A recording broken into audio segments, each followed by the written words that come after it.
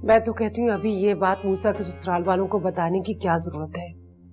थोड़ा सा वक्त गुजर जाने दें, हालात बेहतर होंगे तो मैं मौका देके शाइस्ता बहन से खुद बात कर लूंगी। तुम्हारे लाडले ने बात करने के काबिल ही कहां छोड़ा है, और फिर सबको पता चल गया कि मैंने उसे आग कर दिया है। अब वो वजह जाने बगैर सुकून से नहीं बैठेंगे, और ये उनका हक भी है। इसीलिए कहती थी कि जल्दबाजी में फैसला ना करें, न जाने वो लोग क्या सोचेंगे। तो तुम क्या चाहती हो कि सारे जमाने को तुम्हारे बेटे की रुसवाई की खबर हो जाने देता, फिर उसको आग करता? मैंने जो फैसला किया है वो बिल्कुल ठीक किया है, और अब मूसा के ससुराल वाले जो फैसला करेंगे हमें कबूल करना होगा, समझी?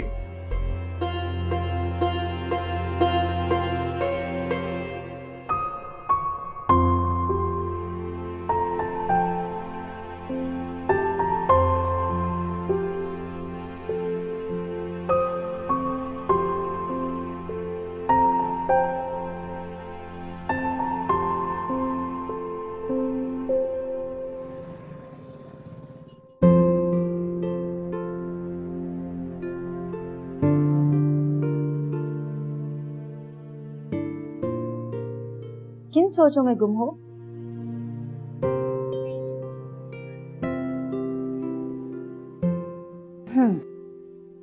अच्छा है, चलो अब तो उसने तुम्हारा पीछा छोड़ ही देना है। इतनी कड़ी शर्त जो रख दी है तुमने, उससे घर वाले कभी राजी नहीं होंगे इस बात पर। मैं उसके बारे में नहीं सोच रही थी, और मुझसे ज्यादा तुम उसे याद करके आहें भरती हो। पता नहीं तुम्हारा प्रॉब्लम क्या है। मैं कैसे ना याद करूं, जब देखो घर में हर वक्त उसका जिक्र होता रहता है, जब देखो उसका नाम सुनाई देता रहता है, तो मैं कैसे भूल जाऊं? क्या क्या किया उसने, और उसका जिक्र कौन करता है? थानेदार ने सिपाही भेजा था, आज फिर से उसे थाने बुलवाया है जमानतनामा भरने और पेशी के लिए। और अन्ना जी के लिए भी थानेदार ने पैगाम भेजा था कि वो तस्दीक करें इस बात की कि मूसा ने फिर से कोई खिलाफ वर्जी तो नहीं की, वरना उसे इस बात पर फिर से गिरफ्तार किया जा सकता है। और अन्ना जी ने क्या कहा? कहना क्या था, बस अन्ना जी ने कहला भेजा कि मूसा ने फिर से कोई खिलाफी जमानत हरकत नहीं की है, और ना ही तुम्हारी राह की है, तो इसलिए उम्मीद है कि शायद उसकी जमानत की तौसीक हो जाएगी।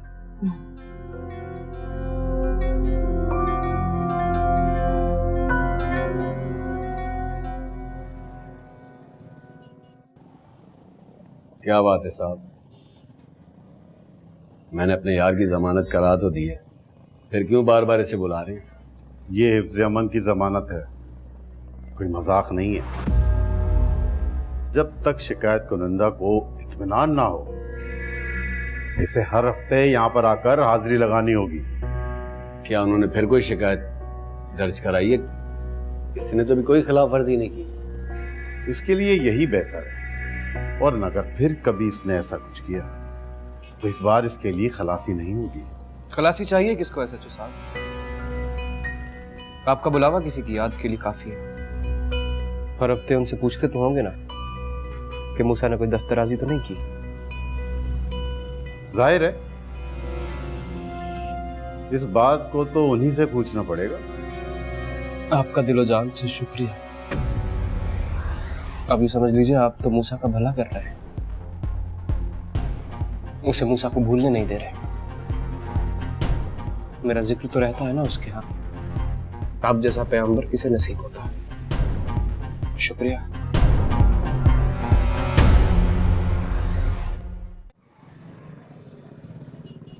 बस ये बात थी जो उस नाखल्फ की शर्म में मैंने आपसे छुपाई रखी।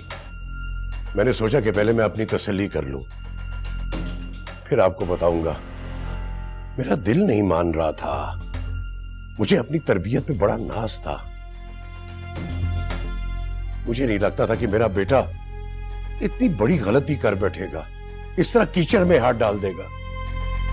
मगर अब तो लड़की वालों ने भी पुलिस में रिपोर्ट लिखवा दी है। अब बताएं कि मैं उसे आग नहीं करता तो क्या करता? आप अगर मेरी जगह होते तो क्या करते? पहले तो होश उड़ा दिया आपने ये सब कुछ बता के। मुझे कम से कम मुझसे से ये तवक्को नहीं थी, और फिर आपकी तरबियत पे तो कोई बेईमान भी शक नहीं कर सकता। फिर ये सब कुछ कैसे हो गया? हर्ष, कुदरत ने मेरे माथे पे कालक का टीका लगाना था, वो लग गया। मैं बहुत शर्मिंदा हूं आपसे पीर साहब। सितारा मेरी बेटी भी है, मैं कभी उसका बुरा नहीं चाहूंगा। आप जो सजा तजवीज करेंगे हमें कबूल होगी। मेरी कुछ समझ में नहीं आ रहा है शास्त्री, मेरे तो हवास ही मुअत्तल हो गए।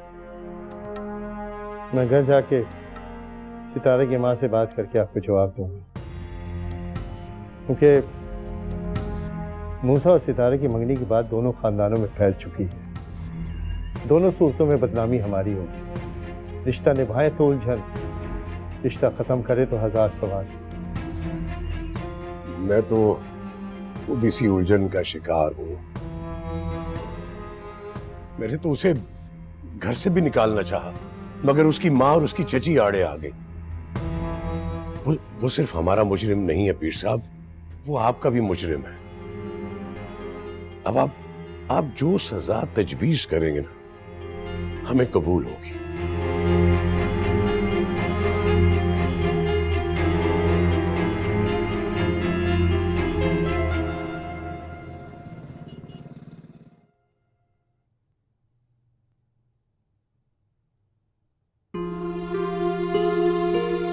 क्या बात है अम्मा? नोट कर रही हूँ मैं। जैसे ही कमरे में आती हूँ उठ के चली जाती हूँ। ऐसा भी क्या हो गया? तुम्हारी ही बेटी हूँ मैं, तुम ही ने जन्म दिया है मुझे। अच्छा ही होता कि जन्म ना दिया होता तुझे। सारी उम्र इस बात का पछतावा रहेगा कि तुझ जैसी औलाद पैदा की मैंने और तू मेरी कोख से पैदा हुई। पता होता कि बड़े होके ये गुल खिलाएगी तो पैदा होते ही गला घोट के मार देती तुझे। ऐसा भी क्या गुस्सा? और जिसके लिए तुम मुझसे नाराज हो रही हो वो तो अब कुछ बोलता भी नहीं है। लगता है बोलती बंद हो गई है उसकी। एक झटके में सारी अकड़ निकाल दी है मैंने तुम्हारे भतीजे मूसा की। खुदा के कहर से डरो, कुछ तो खुदा का खौफ कर लो तुम। मूसा नहीं देख रहा मगर उसका अल्लाह तो सुन रहा है ना। ऐसा ना हो कि तुम्हें पछतावे का वक्त भी ना मिले और माफी भी नसीब ना हो। अच्छा, और उनके बारे में क्या कहेंगी आप जिन्होंने मेरी जिंदगी बर्बाद की? उन पे खुदा का कहर नाज़िल नहीं होगा क्या? तब उन्हें ये खौफे खुदा याद क्यों नहीं दिलाया? हाँ, तब क्यों ये बद्दुआएं नहीं निकली मुंह से? क्यों मुंह बंद था जब मेरा जबरदस्ती निकाह ईसा के साथ कराया जा रहा था? तो एक बात बताओ, तुम मेरी सगी माई हो ना, या किसी यतीम खाने से उठाया था मुझे? शक होता है मुझे कभी कभी।